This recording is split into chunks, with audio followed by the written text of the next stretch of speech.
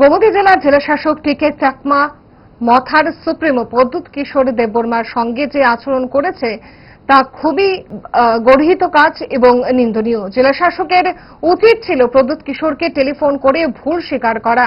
প্রতিক্রিয়ায় জানালেন কংগ্রেস বিধায়ক বিজয় সিনহা।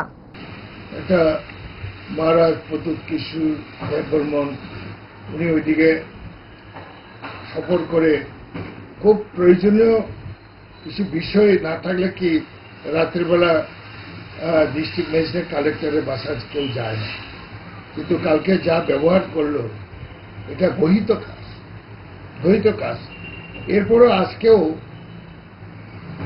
উনি ওনার একটা স্টেটমেন্ট দিতে পারত দিয়ে, বা উনি টেলিফোনে কথা বলতে পারতেন মহারাজ প্রদ্যুৎ কিশোর দেববর্মার সঙ্গে, জিনিসটা তো মিটিগেট করতেও পারতেন যে সরি আমি ঘুমিয়ে গেছি, যাই হোক। তো এটা করে নাই। সুতরাং এই বিষয়টা অত্যন্ত নিন্দনীয় এবং এই ব্যাপারে মাননীয় মুখ্যমন্ত্রী ইমিডিয়েটলি এটা হস্তক্ষেপ করা প্রয়োজন। ছোট্ট রাজ্য, ছোট্ট ডিস্ট্রিক্টও 8টা ভাগে ভাগ হয়েছে এবং সেখানে তো ডিস্ট্রিক্ট ম্যাজিস্ট্রেট সবসময় ওনার টেলিফোন ধরতে হবে।